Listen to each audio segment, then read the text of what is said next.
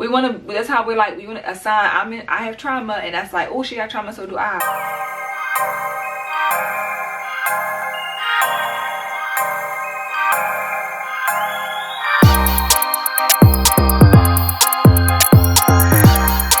Hey y'all, welcome back to Just a Girl Talk. My name is Janine. If you are new here, if you're new, be sure to subscribe, turn your notifications on so you never miss an episode, and if you are a subscriber, welcome back to the channel. So I want to talk about something that I think is very important, which I think all my topics are pretty important, but this one especially came up while having a conversation on TikTok Live. And we live in a society that we overshare.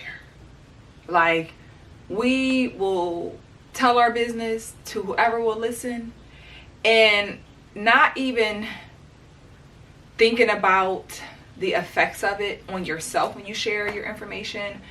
And I think in society amongst women, especially women of color, let me say this, the way that we build bonds and relationships kind of tends to come from hard times, right? So I might meet a woman, you know, while we waiting at the bus stop, and we talk about how we're looking for a job. We bond over that. I might meet you at work and you talk about how much you hate this job. We bond over that. I might meet you and we're talking about how we can't stand these men. We bond over that. So we start to create this trauma bonding relationship and conversation that talks about where our life is at in a bad place. So we get it.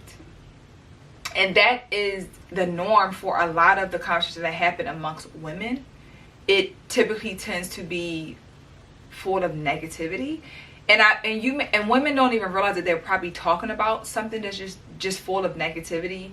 Like, they're not speaking positivity into each other. They're always talking about where they're at, kind of sobbing over they're not getting anywhere, they're not going anywhere. So that's kind of where they stay.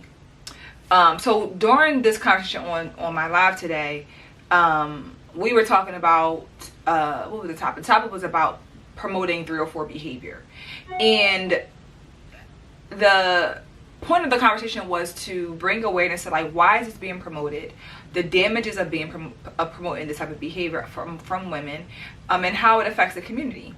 So the purpose was that, right? So unfortunately, many women decided to turn if they did share some 304 behaviors in the past, it went into telling their story about how they were sexually assaulted or just dealt with some really bad situations. And it just became really heavy.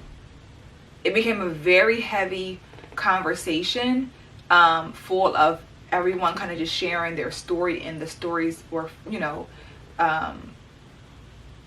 started with trauma.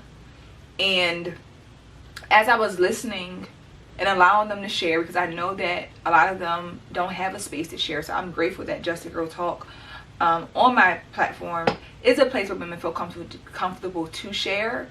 But it's like sometimes we can overshare, and it's not meant and it's not needed at that moment. And I think I really want to talk about how we start to adapt the idea of our story and wanting to tell our story so bad that we become our story. We become our trauma. Like, you're telling the story as if that's it, that's you, that's all you got. And the thing about it is, those women you can consider a success story, right? If you went from having the 304 phase and now you're married, you have your family, you got to, or you went through a situation where you were sexually assaulted, but you healed from that, and now you're married and you have your children. Like, they had positive stories, from the trauma that they experienced, but leading with the trauma was how they how they were able to engage. And I think that is the really unfortunate side of how we as women get together, and when we get together, of what the conversation looks like and what it feels like. And for us all of us as listeners, we don't realize how much we're dumping on each other, how much we're just coming in and telling your story. So you're saying that you were sexually assaulted and so was you, and it's like, this is a lot. And I'm hearing it and I'm feeling so sad, because I'm like, wow, we really, as women, when we go through certain situations, we will take it on and we will become that. And a lot of times we stay in a victim mentality, in a victim mode. Like you're a walking, talking victim. And all you have to tell is your story. You're not even telling the positive things that you've overcame, because you're focused on telling that story. You know? And I don't want it to sound insensitive to anybody. I don't want people to feel like you shouldn't tell your story. But I think it's a time and place. And I think that we don't have to feel like our story is all we have to give.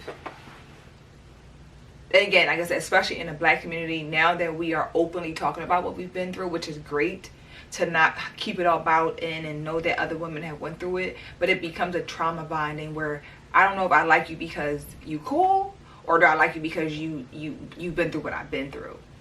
And what tends to happen amongst friend groups, when I elevate and I'm not going through that season of, distress, or my life is all over the place, now we can't relate. Now we're not friends. And a lot of women realize that they lose friends when they elevate, because it was a trauma bonding relationship. This was not a healthy relationship from the first place. We only got cool because you said you broke with your boyfriend, I broke with my boyfriend, and then we was just talking about our breakup. And then we just started talking, and we started laughing, and we started hanging out, but we didn't realize that our situation is based around, we are in the same space of I hate my boyfriend, you hate your boyfriend, or I hate my ex, whatever it might be. Now that I say, girl, I'm over him, I got a man. It's like, excuse me? You got a what? You got a man. Well, what about me? What are we going to talk about? Because I don't know what to talk about now, because you have a happy situation. You're happy. We talked about how we couldn't stand these men. So now I don't know how to deal with you. And you realize that happens often. That happens too often, to be quite honest. And a lot of people don't realize that when you lose friends, a lot of it tends to be from how it started. Was it an organic relationship in the way that it was formed? Was it? Like, I think that people who are like, it's so weird, because people will say mind your business. The people who will tell you to mind your business will tell you all their business. And I really wanted to look at it from a clinical standpoint, when I was just encouraging the women on during that conversation to, like, not let your story be your whole identity. Be mindful, because once you share it, you are re-traumatizing yourself. And I wanted them to really understand that is painful. That is very painful, to talk about your story over and over again. And I felt like I don't want my space to be a place where women re-traumatize themselves. We talk about things that are happening, how it's affecting one another, affecting the community, affecting children, but we don't want to make it about a personal thing. When just talk about how this has affected us. But it has to be about how, it's me, and tell my story, because then you're going to re-traumatize yourself. And the other side is like, if you don't have friends, if you don't have a big family, if you don't have somebody to support you, then you're going to sit in that sadness after you re-traumatize yourself and nobody's there to support you. I don't want that. I don't want anybody to leave my lives, or just platform feeling like they brought this, I made them bring this up, which no one did. But it's just it's like a natural thing. Like, she told her story, let me tell mine. And I feel like we got to get away from that. Everybody does not deserve to know your story. That's one thing for sure.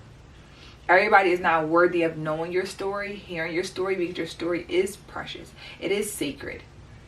It is difficult. You want to keep it not keep it to yourself, but keep it to people who can appreciate it. And on TikTok Live, like on social spaces, media, this ain't no safe space. Like, truly, like, my live of the environment of what I've created for women on the panel, yes, that may be safe, but the viewers who are watching, it's not safe. And we have to be mindful that everybody doesn't deserve to hear your story and take advantage of you or use it against you. And we just have to move away from the leading with the negatives. And sometimes what people do, I feel like they don't know what to do with friends and meet new friends if they don't have a sad story, if they don't have trauma to go through, that they've been through. I want to meet a woman who's happy and she's, dating, and that might be hard to find if you don't have that story, because we want to be like walking trauma bonds. I don't know, like, that's how she got trauma, so do I. Like, why do we want to sit in that? We have to stop being victims. You have to want to be a survivor. It takes work to heal. It does. It takes a lot of work. It takes being intentional. It takes taking accountability. It takes being honest. It takes being raw. If you want to truly heal and overcome your trauma. Not forget it, because it's a part of you, and it has influenced you to either do good or bad in your life, but it does not have to be all of you. It doesn't. You are more than your trauma. You are more than worthy of not letting your trauma control your life. And I think that's why I want them to know, like, that doesn't have to be your entire story. That's just a chapter in the book. That's just one chapter in that book. Maybe it might be 5, but if it's a 20-page chapter, 20-chapter book, 5 of the 20, you got 15 chapters of the story to go. That those 5 influenced the next 15, but they did not make the next 15 become, the whole book. Just a few chapters. And when you get to the end, you're going to be happy. You're going to see how I overcame it. You're not going to hear me talk about my trauma the whole entire book. And I think we just have to be mindful of that you can overcome this if you want to. But we got to get out of the trauma bonding mindset, because it's not helping. It doesn't do anything, honestly. It's a band-aid, and you think talking about it with anybody and just talking about it helps. And to a certain extent, you don't have it bottled up, but you need action. You need to do the work to heal. It's very important, ladies. It's very important. So that's it is with love. I do. You are more than your trauma. You are. So let me know your thoughts in the comments. Please share with me. Let me know your thoughts, and just if you've experienced trauma bonded relationships and what it's been like, or how you worked through them, drop it in the comments. Be sure to subscribe if you haven't. And I look forward to see you guys in the next episode. Bye.